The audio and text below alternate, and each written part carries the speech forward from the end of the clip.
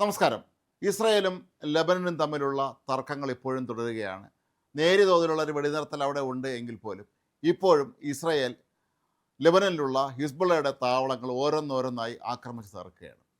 കഴിഞ്ഞ ദിവസങ്ങളിലൊക്കെ തന്നെ ഹിസ്ബുള്ളയുടെ പ്രധാനപ്പെട്ട ഒരു ഡ്രോൺ വിക്ഷേപണ കേന്ദ്രം ഇസ്രായേൽ തകർത്തിരുന്നു. ഇത് കാണുന്നതിന് വേണ്ടി വലിയൊരു സംഘം അന്തർദേശീയ മാധ്യമ പ്രവർത്തകരെ ഇസ്രായേൽ ലെബനിൽ എത്തിച്ചിരുന്നു. എന്നിട്ട് സന്ധ്യയ്ക്ക് ശേഷമാണ് ഇവരെ ഇത് കൊണ്ടുപോയി കാണിച്ചത്. എല്ലാവരെയും ഞെട്ടിപ്പിക്കുന്ന ഒരു കാഴ്ചയായിരുന്നു അത് എന്നാണ് ഈ മാധ്യമങ്ങൾ വിശേഷിപ്പിക്കുന്നത്. കാരണം ലെബനൻ്റെ തെക്കേ അതിർത്തിയിലുള്ള ഒരു വലിയ മലഞ്ചെരുവിൻ്റെ താഴെയാണ്, ഭൂമിയിൽ നിന്ന് 95 അടി താഴെയാണ് ഈ ഒരു ഭൂഗർഭ താവളം ഇവർ നിർമ്മിച്ചിരുന്നത്. ഒരു ചെറിയ വിമാനത്താവളത്തിന് സമാനമായ രീതിയിൽ അത്രയും വലിപ്പമുള്ള ഒരു ഭൂഗർഭ താവളമാണ് ഇവരുടെ കണ്ടെത്തിയത്. ഇവിടെ നിന്നാണ് ഇവർ ഡ്രോണുകൾ ഇസ്രായേലിലേക്ക് നിരന്തരമായി അയച്ചിരുന്നത് എന്നാണ് ഇപ്പോൾ വെളിപ്പെടുത്തിയിരിക്കുന്നത്. ഇതിൻ്റെ ധാരാളം ചിത്രങ്ങളും ഇപ്പോൾ പുറത്തു വന്നിട്ടുണ്ട്. ഭൂമിക്കടിയിൽ ഇത്രയും ആധുനിക സംവിധാനങ്ങളോട് കൂടിയുള്ള ഒരു കെട്ടിടം നമ്മൾ പലപ്പോഴും ഹമാസിൻ്റെ ഭൂഗർഭ താവളങ്ങൾ കണ്ടിട്ടുണ്ട്. അതിനെ കടത്തിവെട്ടുന്ന രീതിയിൽ തന്നെയാണ് ഇവിടെയും ഇത്രയും വലിയൊരു ഭൂഗർഭ ഡ്രോൺ വിക്ഷേപണ കേന്ദ്രം ഇവർ സ്ഥാപിച്ചിരുന്നത്. ഇവിടെ നിന്ന് അയക്കുന്ന ഡ്രോണുകൾക്ക് 200 മുതൽ 500 കിലോമീറ്റർ ദൂരം വരെ ചെന്നെത്താൻ കഴിയും എന്നാണ് പറയപ്പെട്ടിരുന്നത്.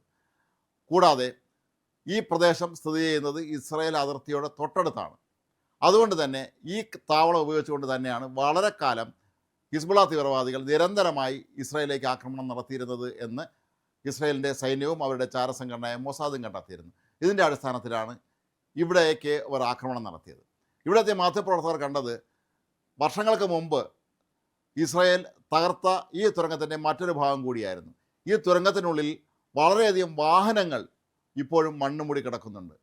ചുരുക്കത്തിൽ ഈ തുരങ്കത്തിനുള്ളിൽ കൂടി വലിയ വാഹനങ്ങൾക്ക് പോലും കടന്നു പോകാൻ തക്ക രീതിയിൽ തന്നെയാണ് ഇവ നിർമ്മിച്ചിരിക്കുന്നത്. ഇതെല്ലാം തന്നെ ഇറാൻ നിർമ്മിച്ചു കൊടുത്തതാണ് എന്ന് തന്നെയാണ് കരുതപ്പെടുന്നത്. ഇവിടെ നിന്ന് കണ്ടെത്തിയ പല ആയുധങ്ങളിലും സാധനങ്ങളിലുമൊക്കെ തന്നെ ഇറാൻ്റെ മുദ്രയുണ്ട്. ഇതാദ്യമായിട്ടാണ് ഹിസ്ബുള്ളയുടെ ഈ ഒരു ഡ്രോൺ വിക്ഷേപണ കേന്ദ്രം ഇസ്രായേൽ പിടികൂടുന്നത്. ഇവിടെ നിന്ന് ഒരുപാട് ഡ്രോണുകളും കണ്ടെടുത്തിട്ടുണ്ട്. ലോകത്ത് ഒരുപക്ഷെ ഏറ്റവും അധികം ഡ്രോണുകൾ നിർമ്മിക്കുന്ന രാജ്യങ്ങളിൽ ഒന്ന് ഇറാനാണ് എന്ന് നമുക്കെല്ലാവർക്കും അറിയാം. അതുകൊണ്ട് തന്നെ ഹിസ്ബുള്ളയുടെ പരമാവധി ഡ്രോണുകൾ നശിപ്പിക്കുക എന്നുള്ളത് അമേരിക്കയുടെയും ഇസ്രായേലിൻ്റെയൊക്കെ തന്നെ ആവശ്യമായിരുന്നു. ഇവിടെ ഒരു കാര്യം നമ്മൾ ശ്രദ്ധിക്കേണ്ടതുണ്ട്.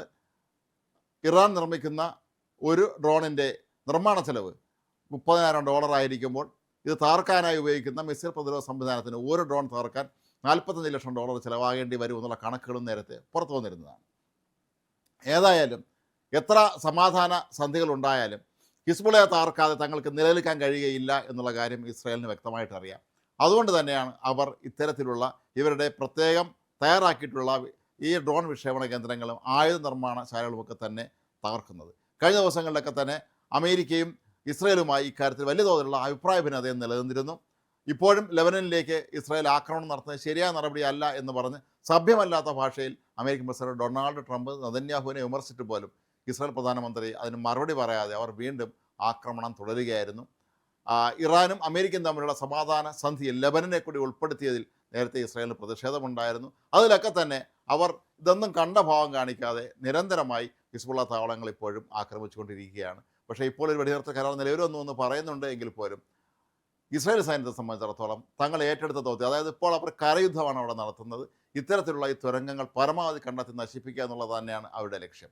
2024 ഇസ്രായേൽ ആക്രമണത്തിൽ തകർന്നു വീണ ഈ അവിടെയുള്ള തുരങ്കം പുനർനിർമ്മിക്കാനുള്ള ശ്രമം നടത്തിയിരുന്നതായി തന്നെയാണ് മനസ്സിലാക്കാൻ കഴിയുന്നത്. ഒരുപക്ഷെ ഇസ്രായേൽ സൈന്യം കൂടുതൽ ഇങ്ങോട്ടേക്ക് കടന്നു വരുന്നത് കണ്ട് ഈ നിർമ്മാണ പ്രവർത്തനങ്ങൾ ഏർപ്പെട്ടിരുന്നവർ ഓടി രക്ഷപ്പെട്ടിരിക്കാനാണ് സാധ്യത. പക്ഷേ ഇസ്രായേലിനെ സംബന്ധിച്ചിടത്തോളം ഹിസ്ബുള്ളയുടെ നാശം തന്നെയാണ് അവരുടെ ഏറ്റവും പ്രധാന ലക്ഷ്യം.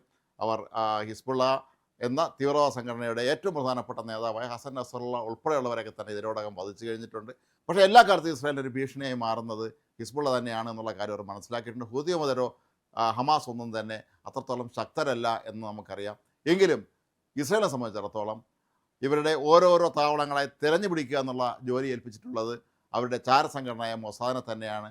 ലെബനന് മുകളിൽ ഇപ്പോഴും ഇസ്രായേലിൻ്റെ നിരവധി ചാരക്കണ്ണുകൾ പ്രവർത്തിക്കുന്നുണ്ട്. അവർ നൽകുന്ന കൃത്യമായ വിവരങ്ങളനുസരിച്ച് തന്നെയാണ് ഇസ്രായേൽ സൈന്യം ഇവിടങ്ങളിലേക്ക് കടന്നു കയറി ആക്രമണം നടത്തുന്നത്.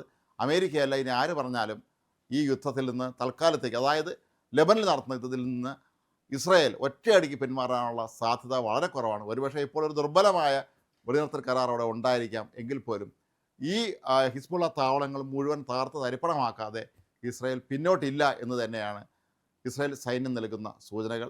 അതിൻ്റെ ഭാഗമായിട്ട് തന്നെയാണ്, അതായത് തങ്ങൾക്ക് ധാർമ്മികമായ പിന്തുണ അന്താരാഷ്ട്ര തലത്തിൽ ലഭിക്കുന്നതിൻ്റെ കൂടി ഭാഗമായിട്ടായിരിക്കാം അന്താരാഷ്ട്ര തലത്തിൽ പ്രവർത്തിക്കുന്ന മാധ്യമപ്രവർത്തകന്മാരെ ഈ ദൃശ്യങ്ങൾ കാണാനായി കൊണ്ടുപോയതും അവ ചിത്രീകരിച്ച് തങ്ങളുടെ മാധ്യമങ്ങളിൽ പ്രസിദ്ധീകരിക്കാൻ അവർ അവസരമൊരുക്കിയതും എന്ന് തന്നെ വേണം കരുതാൻ.